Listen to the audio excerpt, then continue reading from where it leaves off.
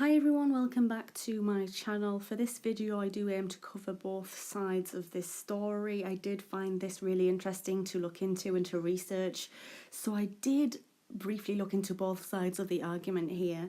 I could talk about this topic for much longer, but I wanted to keep this short and sweet.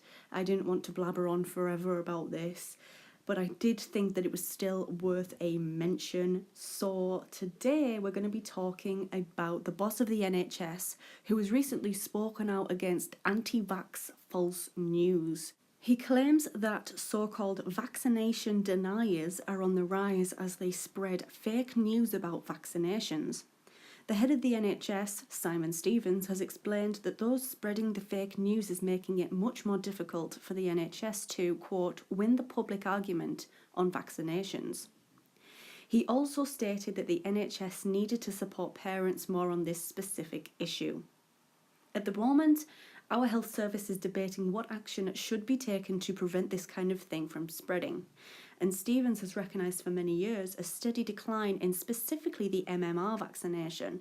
He has expressed that, and I quote, across the world 2 to 3 million lives are saved each year by vaccination, end quote.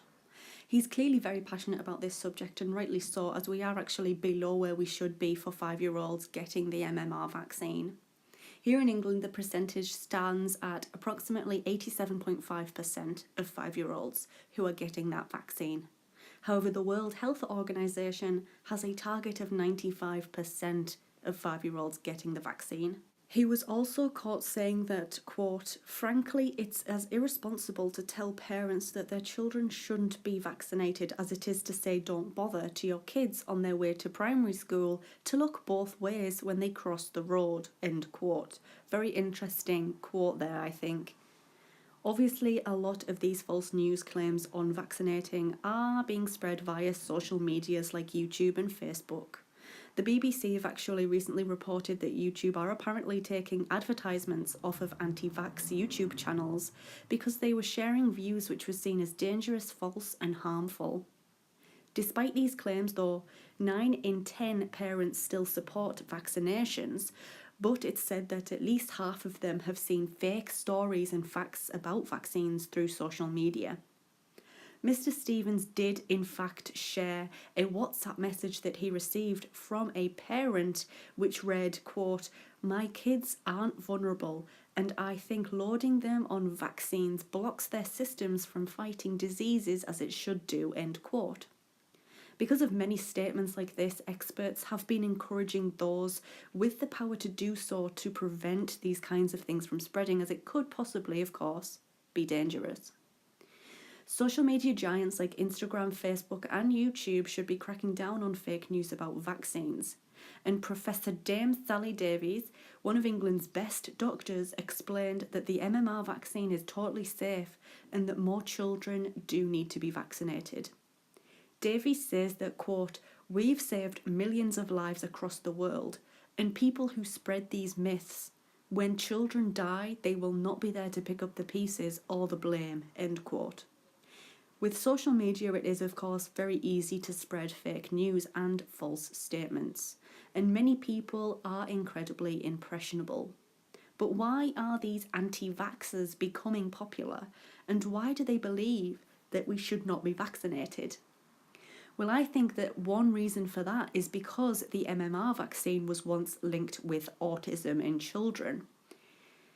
Something else is that many people who do not believe in vaccinations have the belief that the vaccines themselves do not actually prevent any incredibly dangerous diseases or illnesses.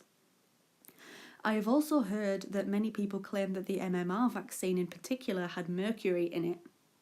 And finally, of course, some claim that being vaccinated is going against their religion and their God's wishes. It is messing around with the natural order of life. These are just some of the many reasons why some people believe that it is best not to vaccinate your children.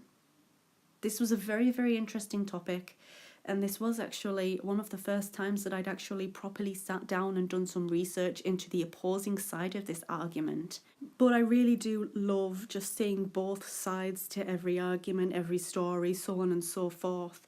So what do you think on the boss of the NHS speaking out against anti-vax, false facts, false news, false claims, misinformation? Let me know in the comments section down below.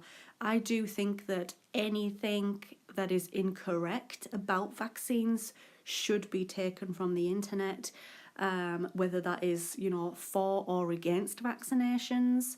I think as long as they are spreading accurate information, then it's fine. However, if it is false news, then that is when further steps need to be made to ensure that, they are not going to be spreading anything false. Because at the end of the day, lives are at risk, and it's just very important. So let me know what you think on this in the comments section down below. Thank you so much for listening. If you enjoyed, make sure to leave this video a thumbs up, and if you're new here, click on that subscribe button.